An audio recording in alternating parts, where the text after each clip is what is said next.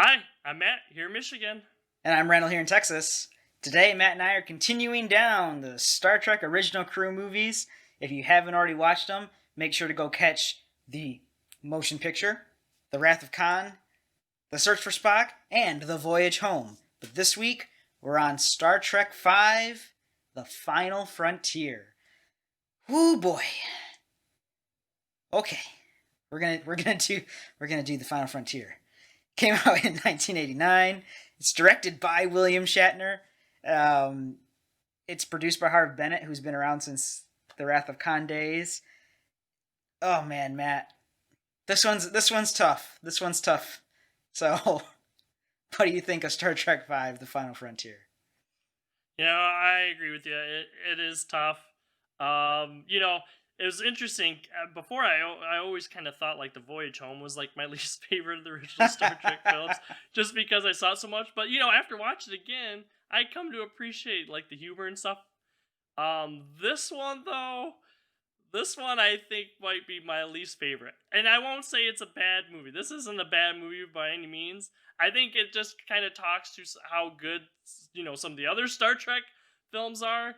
But oh man, yeah, this movie, it's got a lot of religious themes and stuff on it. We get Cybok at the beginning, and he's kind of presented as like uh, you know, I don't know if you want to say like Jesus or whatever, but basically he's being presented as kind of like a messenger of God kind of thing or whatever, where he's helping people to get to whatever God it is that they believe in, kind of thing.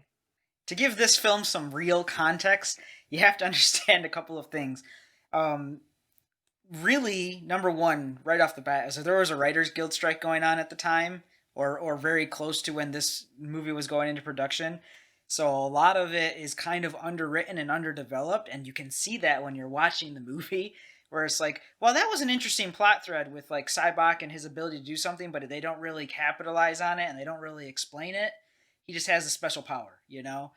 Spock and Cybok are half brothers, and it's just explained away with like, hey, you know, he's my brother. No, he's not your brother. I happen to know for a fact that you don't have a brother. And he's like, well, you're right, he's my half brother, but it's not explained. So there's a lot of threads in this that are not really explained. And I think that probably a little bit of that is because the script didn't have quite the oomph of a screenwriters guild put into it. Uh, and a lot of the plot elements for this movie are just reused plot elements. So the main bad guy, if there is even a bad guy or a secondary bad guy, is a random Klingon officer who's coming after Kirk for the prestige of it, which we've never seen before ever, right? Ever. That was totally not a plot point in any other Star Trek movie. Ever. A lot of what you see here is just regurgitated. Like the original series did a lot of these kind of deity type episodes, and it's like, okay, well, here it is. It's just on the big screen now. And probably one of the biggest things from a viewing perspective is that ILM was busy doing some movie called Indiana Jones and the Last Crusade and Ghostbusters II, so they didn't really like have time to do the special effects for this. So the special effects were farmed out to a different, very much less capable special effects field. So if you're coming from watching, uh, you know, Star Trek 2, 3, and 4, and then you get to this one, you're like, wow, why does it look like crap? Well, that's why. ILM did the special effects for the other ones. There's a lot behind the scenes that helps kind of explain away what's going on camera in this movie. Yeah, just kind of go on more on like the themes too. I already mentioned kind of like the religious themes that it's basically brought into the show because these Star Trek films, they want to have some point to something that's going on to society and stuff. And really here they're trying to say like you shouldn't just follow anything like blindly, because I think how it's presented to this one, like people just would have that thought of like, oh, we're going to the center of the galaxy, to see God, kind of thing. and yet they're blinded by everything else. Like you mentioned this Klingon that's trying to get Kirk and stuff, and they're blinded to it. There's a big part where they actually get to the center and everyone's like focused, like looking on the viewing screen, like not doing their job on the ship, like what they're supposed to be doing to keep the ship going. Everyone's just blindly looking, and they're all missing that there is a Klingon ship that just followed them there and then just cloaked, meaning they're gonna try to like attack kind of thing. The only person that's like still doing their job is like Scotty kind of thing. Like her is kind of like, hey, Scotty, you gotta see this. He's like, Captain says I gotta get the transporter up online. I'm not gonna let him down, kind of thing. Scotty's doing his job and Kirk's still doing his job because Kirk was not corrupted, and neither was Spock really, but Spock is kind of in awe. But I guess it's worth going in and talking a little bit more about Cybok. So, what Cybok's special ability is he says he's going to take people's pain away. So, like all of these bad memories, all these bad things that happen to people or characters, he's going to kind of take that into himself and take it away from you. That's his special ability. And in so doing, he kind of makes a following of the people on Nimbus 3, the planet of peace, as it were. And then he kind of makes a following of the crew, the main crew of the Enterprise.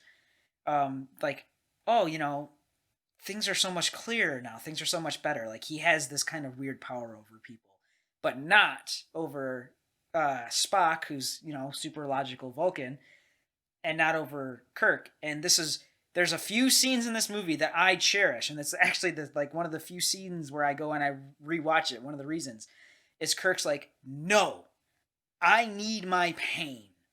That's part of what makes me who I am.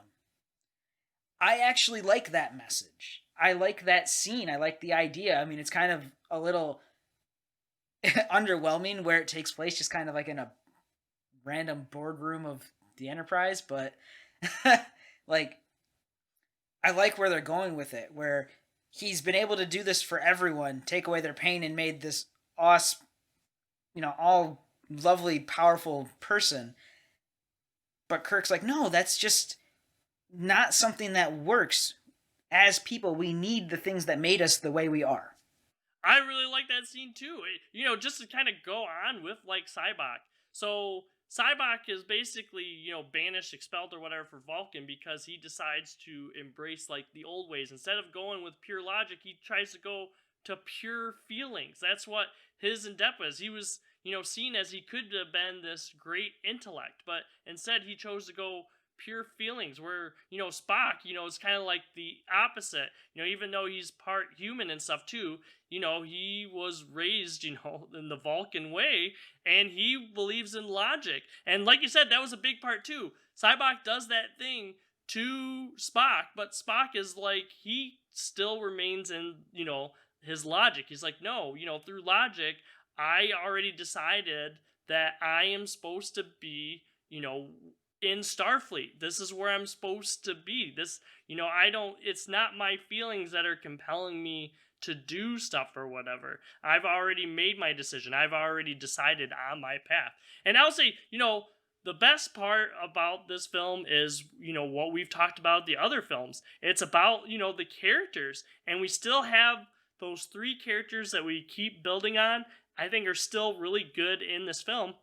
And the majority of this film centers around them. And that's Kirk, Spock, and Bones. Another scene I'm sure you want to talk about is probably, from other than that one is the campfire scene. And that's where we get a lot of that. Where you get that whole thing where, Kirk kind of reveals that he knew he wasn't going to die when he was falling off the cliff because he knows that he's going to die alone kind of thing. He's already, foreseen his death. He's known, since he started Starfleet that when he dies, it's going to be because he's alone. When he's surrounded by people, he doesn't have that fear of dying because he surrounds himself with, people that he has trust in kind of thing. If alone means you die with Captain Picard, then yes. Okay. But, you're right. I am itching to kind of get to those campfire scenes because for me, I sit down and I watched this movie for those two campfire scenes. I love the campfire scenes at the beginning, the camping scenes at the beginning in general. Bones is his worrying self, like he's Kirk is up there, he's going completely, rope free climbing, and he's way up there, and Bones is like, "Oh my god, I'm a doctor," and he's looking in the binoculars again and again, and it's like, this isn't healthy. This isn't healthy. And Spock's over there with his jet boots, which are so stupid. I hate the jet boots. The interactions between the characters are really, really well done. I like the campfire scenes the most, where McCoy's like, "Hey, you must like these beans. If you don't, you're not just insulting me, you're insulting generations of McCoys." And he goes, "Well then, doctor, I will try your beans."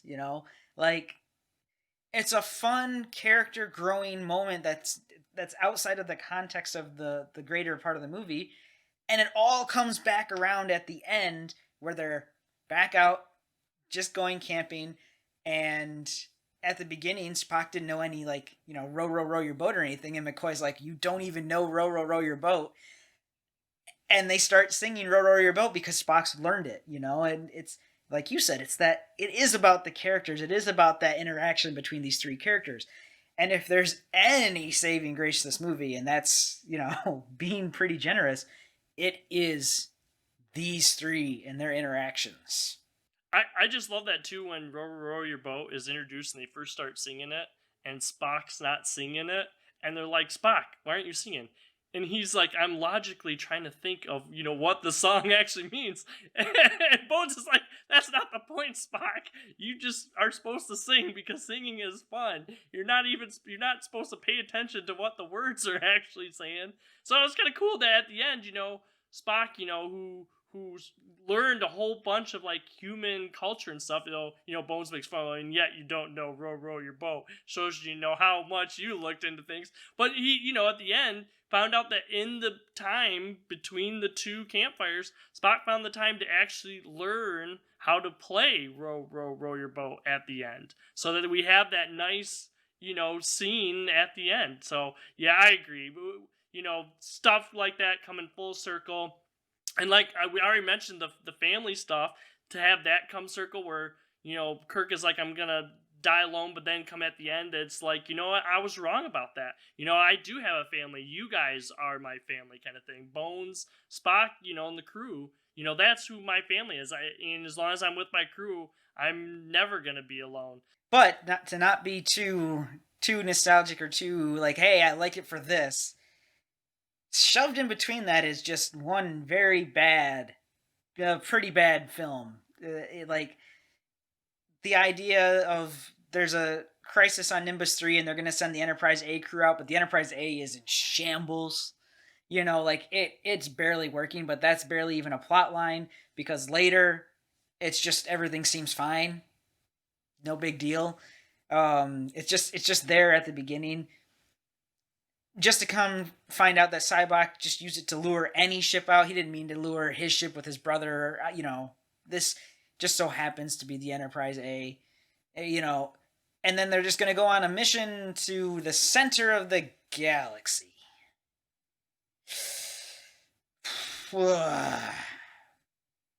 Now, I realized that the original crew movies, they are not so much on the science side of science fiction as like TNG is. But the center of the galaxy is a long ways away. And then they penetrate the Great Barrier, and what's at the center of the galaxy is just like this lone planet, and Cybok's looking for God, or in a fiction of God, not necessarily any particular one, just like the creator. Insert your creator here, kind of. This movie kind of cemented the stigma of odd number Star Treks are bad, because there's so much in here that just like, just throw it out the wall, see what sticks. That's the thing too. I think the two most disappointing parts, that at least that really stuck in my mind, was, like you said, the center, the Earth. Whatever this being is that is making itself kind of like look like God. I'm still don't even really sure what that was all about or why it manifested into Cybok at the end. I guess it kind of just manifested itself into what Cybok was hoping to look for, kind of thing. I, I don't know. You probably know it better than I do, but just from like watching it, I just really didn't get a grasp on what really it was there at the center of the galaxy. I'm gonna go And with a then solid no, Matt. It doesn't make that much sense. No. So I mean, I'm not really sure. And then the other part that was disappointing, like we were talking about. So we have this Klingon ship that's like following them and stuff, and then they finally catch up to him and has got him. They got him like, hey, just surrender us, Kirk, because I'm just want to make a name for myself. If I have Kirk, I can spare you, kind of thing. And how do we get out of that? Oh, well, we just have to have a Klingon officer on our ship, and he just says, hey, you're not doing what's in the best interest of the Empire, kind of thing. Like, to me, that was kind of like, oh my goodness, that's so, like, anticlimactic kind of thing. The thing is that the whole story could have been told without that subplot of the Klingons coming after them. Like, he's not really a bad guy. It just takes up screen space, you know? I think it was probably just added just to add a little bit of attention, I guess. Like, as they're doing stuff, like, oh, there's this threat, like, that they're not really paying attention to, or that they don't really know about, or that they just conveniently forget, even though already tried to shoot down the shuttle and the Enterprise and stuff too while they're at Nimbus 3. No, there's no way they would track us, kind of thing. It's like, oh my goodness. Yeah, I don't know. That whole subplot is just pointless. It doesn't add anything at all. So, at least in Star Trek 3 The Search for Spock, like, he really is the main villain of the movie, and he does villainous things, like true villainous things. He killed Kirk's son, etc. It just doesn't add anything here in Star Trek 5. And the portrayal is just nowhere near as bombastic as Christopher Lloyd's was. So, just... He did destroy one of our very old satellites, the space trash. Woo! Target practice! Yay! But, it's just... Also at this time, tensions between the Federation and the Klingon Empire are coming down, which is definitely going to be part of a storyline that we talk about in Star Trek VI, The Undiscovered Country. But it's just like, well, how much of a name for yourself would you be making anyways at this point? As much as maybe you make yourself the number one bad guy against the Starfleet and Federation, but who wants that?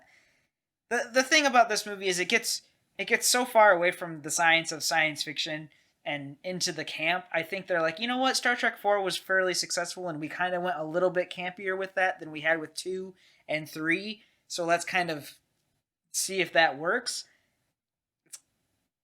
I don't know for a fact that that's it, because I would have to go study it, but that's what I feel like when I watch the movie. It's pretty campy. And like you have the scene with the stupid boots, and they going up the column of the Enterprise, and they end up at like deck impossible number, For God's sakes.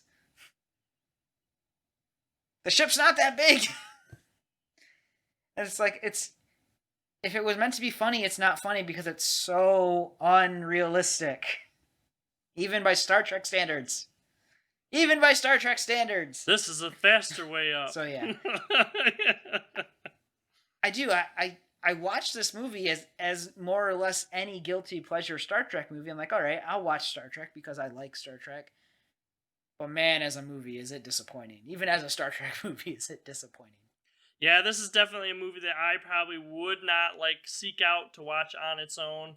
I think us, going through all these, Star Trek films where it's one of those that's like, yeah, I'm going to watch, a Star Trek film, but this is definitely not one that I would pick out. Definitely not a Wrath Khan, or maybe even an Undiscovered Country. We'll see where that fits in with all, the other Star Trek films. I'll tell you right now, it's not an undiscovered country, okay? I mean, we're not really talking spoilers here. These movies came out over 20 years ago. 25, almost 30 years ago plus for some of these, and then, jeez.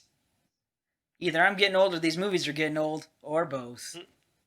Some of these movies hold up really well, though. This one, I don't know that this one holds up too well. Yeah. Definitely not a standout movie for, at least not for the good reasons. But you know what? Listen, if you just go back and you watch the campfire scene at the beginning, the scene with Cybok and Spock and Kirk and McCoy on the Enterprise, where he tells them about the pain, and the scene at the end with the campfire, and you just ignore the rest of it, got yourself a good short film.